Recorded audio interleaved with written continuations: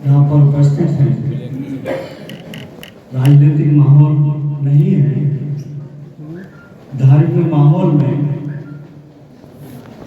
राजनीति का प्रवेश तो होता ही है। साथियों, महाराज जी आपको वंदन करते हुए और मेरे यहाँ पर सभी पुराने साथी बैठे हुए हैं। हरिभाऊ राठौर जी हैं, हमारे बरेली से आए हमारे मित्र, हमारे श्रीपाल नायक जी, हमारे श्याम नायक जी जो अभी पहली बार शायद हमारी सभा में आए हैं, सरनाम सिंह जी, और हमारे जितने भी यहाँ पर सभी हमारे भी वकील साहब बहुत अच्छा वक्तव्य दे रहे थे।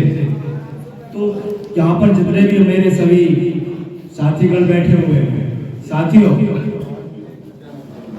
उदासीन आश्रम का विकास होना चाहिए, हम सब चाहते हैं, दिल से चाहते हैं।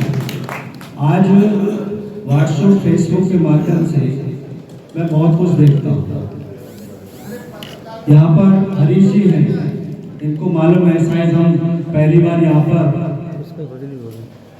1986 में यहाँ से जब वीर बहादुर सिंह जी मुख्यमंत्री थे, जब यहाँ पर एक कार्यक्रम का आयोजन था और हमारे आंध्र प्रदेश से चलकर के डी रविंद्र नायक जी हमारे बीच में थे और हमने यहाँ से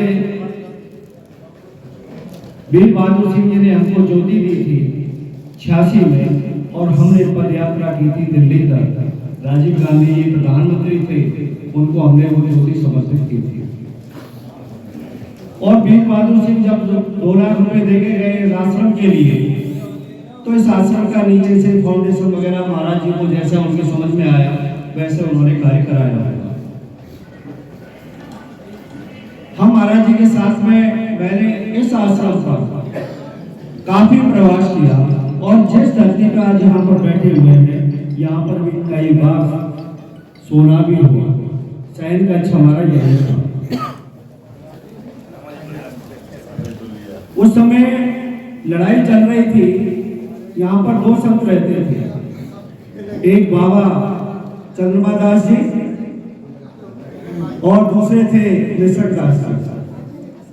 बाबा चंद्रमा दास बंजारे थे और निसर्ग दास जी बनिया थे। उनका समय आपस में एक दूसरे का इतना विरोध था कि महाराज जी को ऊपर नहीं जाना होता था। महाराज जी ने धूला नीचे बना रखा था और महाराज जी को ऊपर जाने की इजाजत नहीं थी। इसलिए नहीं थी कि वो मिश्रक दास जी ने ऊपर कब्जा कर रखा। और मिश्रक दास जी कहते थे कि उदासीन आश्रम मेरा है, हमारा है, यानी बनियों का। बाबा चंद्रमा दास जी हमारे अपने बंजारे थे, हम कहते थे ये आश्रम हमारा। इस लड़ाई में हमने 1990 में बाबा महाराज जी के सानिध्य में उनके आशीर्वाद से ट्रस्ट का रजिस्ट्रेशन किया। पहले रजिस्ट्रेशन 86 में हुआ था।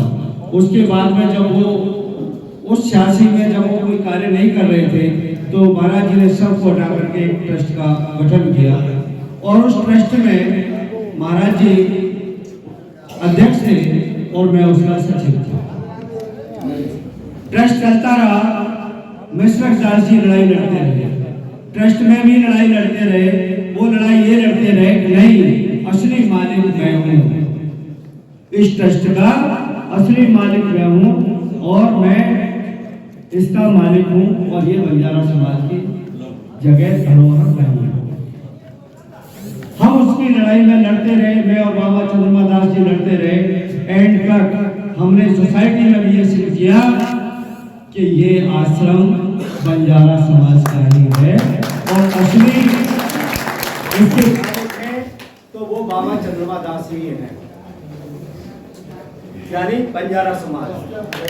यहाँ पर हमारे बंजारा समाज के आसपास के हमारे गांव के जो भाई लोग हैं, यहाँ पर झोंपड़ी डाल रखी थी, फेरी से धंधा करते थे, इस आश्रम की रक्षा करते थे। 85-86 से पहले की बात है।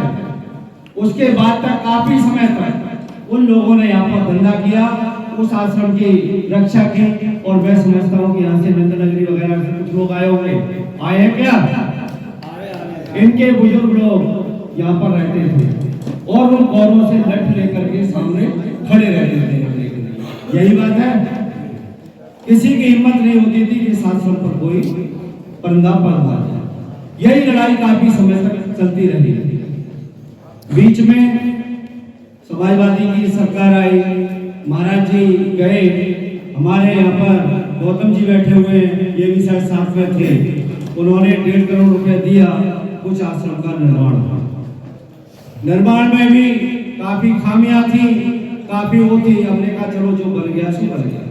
बाबा चंद्रमा दास जी मरने के बाद हमने एक ही कहा था कि इस ट्रस्ट में जो भी ट्रस्ट है, मेरे बाद में वो ट्रस्ट का पुनर्निर्माण करने के लिए ट्रस्ट दिया गया कि वो सारे सदस्य और वो सब मर गए। सोसाइटी एक्ट कहता है जब तक कोई भी ट्रस्ट दूसरा कार्य इसलिए नहीं हो सकता जब तक वो लोग या तो इस्तीफा दे दें या मर जाएं या खत्म हो जाए, तब तक उसकी वैधता बनी रहती है। और जब तक वो ऐसा नहीं करते तो वो ट्रस्ट कायम रहता है। वो ट्रस्ट में विवाद आया, चलता रहा, कोई बात नहीं। लेकिन एक समय ऐसा आया कि इस पूरे आश्रम पर हरिभाऊ राठौर जी से बात हुई कि साहब इस आश्रम का कोई स्थायी महत्व हमें चाहिए। राठौर साहब ने कहा नायक जी अगर आपकी सहमति हो तो हमारे महाराज जी हैं, महाराज जी को जो सामने चित्र लगा हुआ है, महाराज जी अपने हैं, उन्हीं के अनुयायी हैं और जो उस आश्रम पर पूर्णकालिक तरीके से रहना चाहते हैं। हमने कहा मुझे कोई आपत्ति नहीं है, इस आश्रम पर जो भी संत आए संत भाव से काम करें, संत भाव से रहें, समाज के नाम से। अगर कोई भी संत समाज का रहता है तो इससे अच्छी मुझे कोई खुशी नहीं होगी। हमने हरिभाऊ राठौर जी और सब लोगों ने तय किया, हमने महाराज जी को यहाँ पर विधिवत तरीके से जो भी उदासीन परंपराएं होती हैं उन परंपराओं के तहत इनको नामित कराया। नामित इसलिए कि ये उदासीन आश्रम खासकर उत्तर प्रदेश में है और उत्तर प्रदेश के लोगों ने ही इस आश्रम के लिए लड़ाई लड़ी है, कोई दूसरा भाग नहीं लड़ा। और जब ये उत्तर प्रदेश का आश्रम है, चाहे हमारे किसी भी स्टेट के महाराज जी हैं, वो जब यहाँ पर रह रहे हैं तो वो भी उत्तर प्रदेश के ही हैं।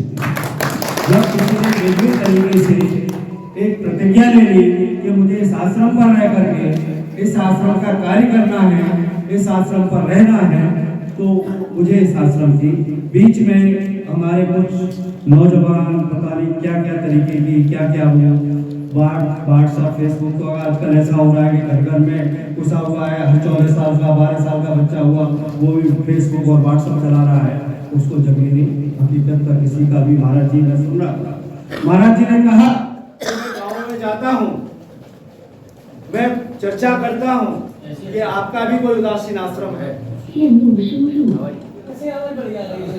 आपका भी कोई उदासीन आश्रम है, तो लोग कहते हैं कहाँ है? आज की जनरेशन कहती है महाराज जी को कहाँ है उदासीन आश्रम? तो इसका कारण ही यही है कि हमने जमीनी हकीकत को जाना नहीं, इस आश्रम के लिए क्या त्याग किया है उन त्यागियों को हम जानते नहीं। हम कल से आकर के उन फेसबुक व्हाट्सएप के माध्यम से हम जुड़ गए, उसके माध्यम से हमको आश्रम का ज्ञात हो गया, तो आज हम कोशिश ये कर रहे हैं कि इस आश्रम के हम मालिक कैसे बने। मैं यहाँ से पूछना चाहता हूँ, यहाँ पर पहले आश्रम की चर्चा कर रहा हूँ मैं। ओम प्रकाश नायक सन 86 से तो इससे जुड़ा और 1990 में इसका सेक्रेटरी बना और आज सेक्रेटरी बाबा जी नहीं है, सेक्रेटरी या अध्यक्ष जो भी है। और इन 33 सालों में ओम प्रकाश नायक ने इस उदासीन आश्रम की 1 इंच जमीन इधर से उधर की क्या? कोई एक रुपये का आरोप लगा सकता है क्या? कोई ये कह सकता है क्या कि आश्रम का ओम प्रकाश नायक ने कर दिया? बाबा जी है यहाँ पर, महाराज जी जिस समय आप यहाँ पर स्थापित हुए 2-4 महीने ही बीते थे, पीछे फैक्ट्री का निर्माण हो रहा है, पीछे फैक्ट्री का निर्माण हो रहा है। महाराज जी ने मुझसे कहा कि पीछे फैक्ट्री का निर्माण हो रहा है। मैंने कहा मैं आ रहा हूँ। मैंने शासन प्रशासन से बात की, मैंने वहां पर सारे अधिकारी बुलाए, पूरी पुलिस फोर्स बुलाई, और पुलिस फोर्स में यहाँ पर एक बंजारा समाज का एक 12 साल का बच्चा तक नहीं था, एक 12 साल का बच्चा नहीं था। अकेला ओम प्रकाश नायक था जो पीछे की फैक्ट्री को पूछा, पीछे से पूरा धरना करके पूरा उससे कहा कि यहाँ से तू हटा।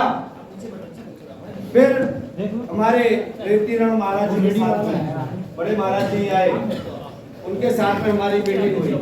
तय हुआ कि एक पक्ष ये खाली कर देगा, दूसरे पक्ष में अगर स्कूल चल रहा है तो इसका चल रहे तो धीरे धीरे वो भी उठा देगा।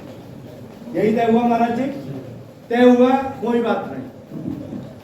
मेरे साथ में भी कई अनहोनी घटनाएं घटती चली गई, सामाजिक घटनाएं, पारिवारिक घटनाएं, और फिर इतना टाइम नहीं मिलता। सामाजिक समाज ये तो उदासीन आश्रम की जो महाराज जी ने, आप सब लोगों ने, यहाँ पर बुद्ध जी भी है, रिवर राठौर जी है, हरीश जी, सब लोगों ने आपने मिल करके जो तय किया है यहाँ पर बैठ करके, उससे पहले कि यहाँ पर कोई एक यज्ञ होना चाहिए, और यज्ञ में साथ साथ किसी बड़े राजनेता को भी बुलाना चाहिए, जैसा आप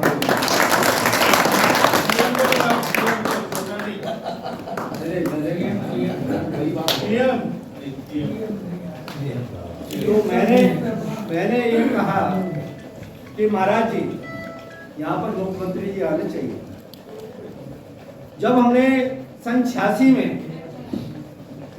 वीर बहादुर सिंह जी को बुलाया था, उस समय यहाँ के तत्कालीन जो मुख्यमंत्री थे, वो जिलाधिकारी थे, उन्होंने उस समय कहा था कि यहाँ पर अगर कोई दूसरी तीसरी कोई दिक्कत परेशानी आ रही है तो जो पीछे जो कुछ लोग किराए पर रहते हैं, किराए पर क्या वैसे उन्होंने कब्जा कर, तो उस समय हमारी नैतिकता थी। एक महाराज जी के अंदर एक ऐसा आत्मनिर्भर था कि जो रह रहे तो रहे, इससे हमारा कोई फर्क नहीं पड़ रहा, हमारी तपस्या पे कोई फर्क नहीं पड़ रहा। लेकिन उन लोगों ने कुछ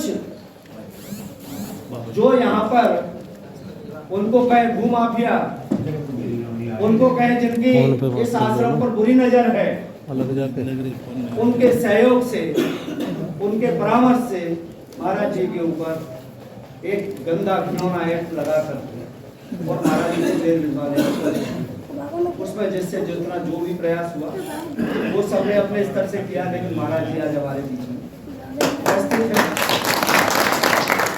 और मैं एक बात और कहता हूँ, अभी मैं आध्यात्मिक वाली चर्चा कर रहा हूँ, राजनीतिक क्षेत्र पे अभी इसके बाद करूंगा।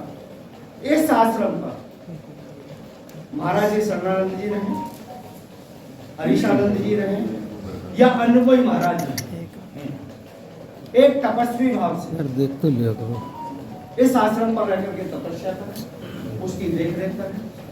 कोई भी महाराज, मैं महाराज जी आपको भी विनम्र पूर्ण निवेदन पूर्ण आपसे कहता हूं कि कोई भी महाराज अधिकार तो रखे, आश्रम मेरा है, लेकिन मालिकाना अधिकार के तहत ये मालिकाना अधिकार सिर्फ बंजारा समाज,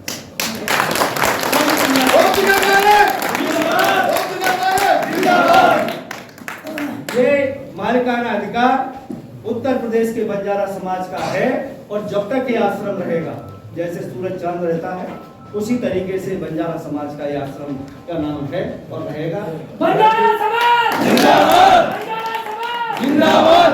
महाराज जी आप हमारे आदरणीय हैं, हमारे पूजनीय हैं, और जो भी महाराज होता है उसमें जो पूजनीय हो जाता है उसमें भगवान का अंश अवश्य आ जाता है। तो आज हमारे भगवान महाराज बैठे हुए, आप हमारे पूजनीय, आप यहाँ पर हैं, आप इनकी सेवा कर रहे हैं, और हम हृदय से आपके आभारी हैं कि इस आश्रम में आज हम सब लोगों को संगठित करके यहाँ पर एकत्रित करके आप लोगों ने यहाँ पर अपना संदेश देकर और मैं युवाओं से कहना चाहता हूँ, खास कर अभी महाराज जी ने कहा कि धर्म के साथ राजनीति जुड़ी हुई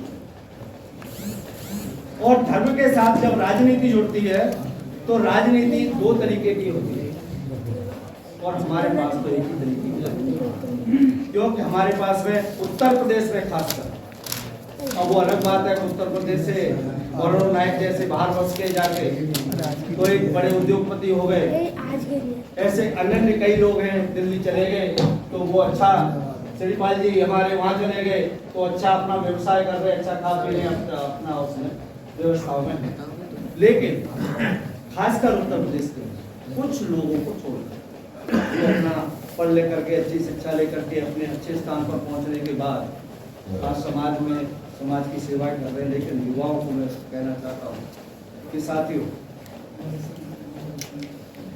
आज मेरी लड़ाई, और ये हरिभाऊ राठौर जी बैठे हुए हैं, मैं इनसे भी कहना चाहता हूँ, अगर समाज में सच्ची सेवा करनी है तो समाज के लिए लड़ना, राजनीति अलग रख दीजिए, समाज नीति को आगे लाइए। और जितने भी यहाँ पर मेरे जितने भी भाई लोग बैठे हुए हैं, जितने भी पुराने साथी बैठे हुए, सबसे कह रहा हूँ, जब समाज नीति आ जाएगी, समाज को अभी बराबरी का दर्जा देने वाली बात थी, हमारे अभी एडवोकेट साहब कह रहे थे कि हमें अधिकार, उन्होंने उदाहरण भी दिया कि अधिकार मांगने से नहीं मिलता, छीनना पड़ता है, अधिकार छीनने से मिलता है। आज आरक्षण की लड़ाई और राजस्व की लड़ाई अपने चरम स्थान पर है। अभी मैंने 5 तारीख को कार्यक्रम किया, समाज कल्याण मंत्री आए थे और मैं समझता हूँ यहाँ पर कई हमारे साथी लोग, उन्होंने भी पूरे समाज के सामने आश्वस्त कि मैं समाज का काम जल्दी से जल्दी करने वाला।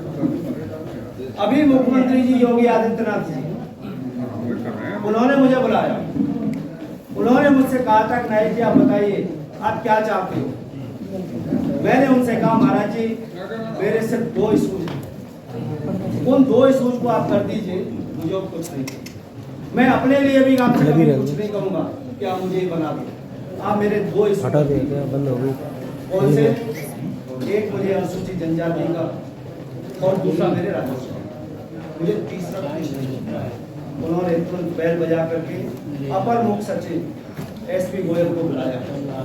एसपी गोयल से उन्होंने कहा, गोयल साहब ये ओम प्रकाश नायक हैं और इनके समाज के जो भी 2 इशूज हैं कैसे होंगे, आप बैठो, संबंधित मंत्री बैठे, संबंधित प्रमुख सचिव बैठे, संबंधित अधिकारी बैठे और नायक जी को बिठाओ, कैसे हो सकता है इनको आप करिए। उसी समय से मुख्यमंत्री के निर्देशन पर राजस्व विभाग को निर्देशन गया कि इनके राजस्व गाँव कैसे हो सकते हैं, जिस समय राजस्व गाँव का जो आप लोग अभी चिल्लाते हो, कहते हो, कुछ राजनेता कहते हैं कि जाति आधार पर सर्वे होना।